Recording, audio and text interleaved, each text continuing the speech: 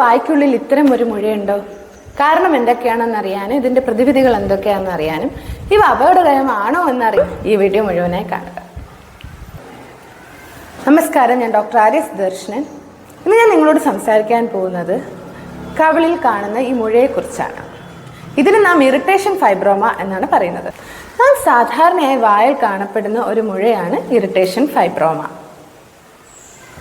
ഇത് പലരെയും അലട്ടുന്ന ഒരു പ്രശ്നമാണ്. എന്താണ് ഇറിറ്റേഷൻ ഫൈബ്രോമ? കവിളിൻ്റെ ഉൾവശത്തോ ചുണ്ടിലോ നാവിലോ ഉണ്ടാകുന്ന മൃദുവായതും വേദനാരഹിതവുമായ ഒരു മുഴയാണ് ഇറിറ്റേഷൻ ഫൈബ്രോമ. ഇവ വായ്ക്കുള്ളിൽ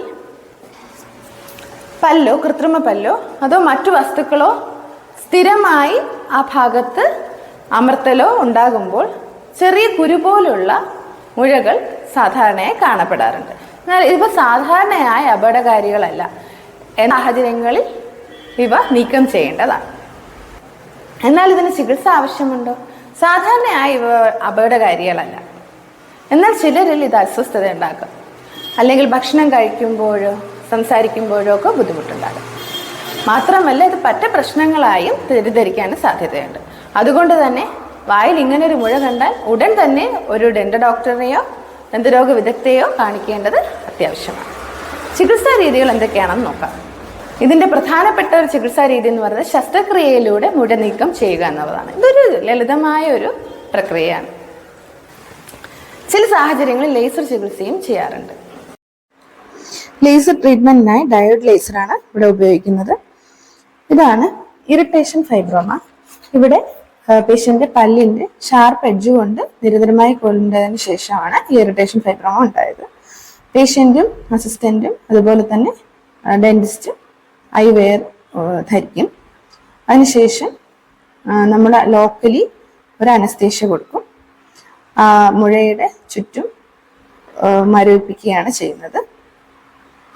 മരവിപ്പിച്ചതിന് ശേഷമാണ് നമ്മൾ കുറച്ചു നേരം വെയിറ്റ് ചെയ്തതിന് ശേഷം ലേസർ ട്രീറ്റ്മെന്റ് സ്റ്റാർട്ട് ചെയ്യുകയാണ് ചെയ്യുന്നത്. ഇതാണ് ലേസർ ട്രീറ്റ്മെന്റ്.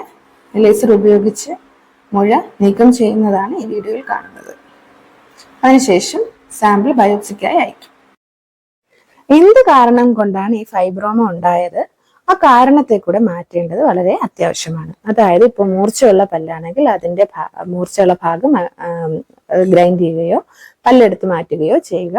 വെപ്പുപല്ല് കൊണ്ടാണ് വരുന്നതെങ്കിൽ ആ ഭാഗം ഒന്ന് ഗ്രൈൻഡ് ചെയ്ത് കൊടുക്കേണ്ടതുമാണ്.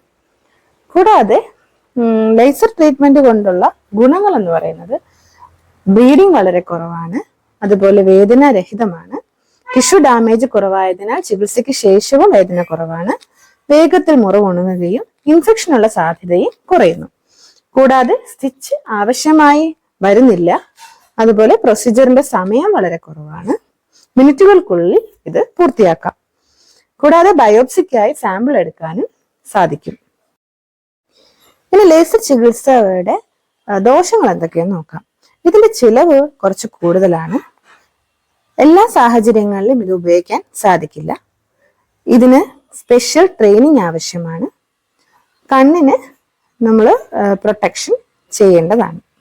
അതുപോലെ തന്നെ വലിയ മുഴയൊക്കെ ഉണ്ടെങ്കിൽ അത് നീക്കം ചെയ്യാൻ സമയം കൂടുതൽ എടുത്തേക്കാം. അപ്പോൾ ഇങ്ങനെ എന്തെങ്കിലും ഒരു മുഴയോ കുരുവോ വായ്ക്കുള്ളിൽ കാണുകയാണെങ്കിൽ ഉടൻ തന്നെ ഒരു ദന്ത ഡോക്ടറെ കാണേണ്ടതാണ്. ദന്ത ഡോക്ടർ ആവശ്യമുള്ള പരിശോധനകളെല്ലാം ചെയ്ത് വേണ്ട ട്രീറ്റ്മെൻറ്റ് നിർദ്ദേശിക്കും. അപ്പോൾ ഇന്നത്തെ വീഡിയോ നിങ്ങൾക്ക് ഉപകാരപ്രദമായെങ്കിൽ ദയവായി ലൈക്ക് ചെയ്യുക, കൂടെയുള്ള ഫ്രണ്ട്സിനെ ഈ അറിവ് ഷെയർ ചെയ്യുക. കൂടാതെ എൻ്റെ ചാനൽ ആദ്യമായി കാണുകയാണെങ്കിൽ ചാനൽ സബ്സ്ക്രൈബ് ചെയ്ത് ബെല്ലൈക്കൺ എനേബിൾ ചെയ്ത് കാണാൻ ശ്രമിക്കുക. അപ്പോൾ നെക്സ്റ്റ് ഇൻഫോർമേറ്റീവ് വീഡിയോയുമായി കാണാം. നന്ദി, നമസ്കാരം.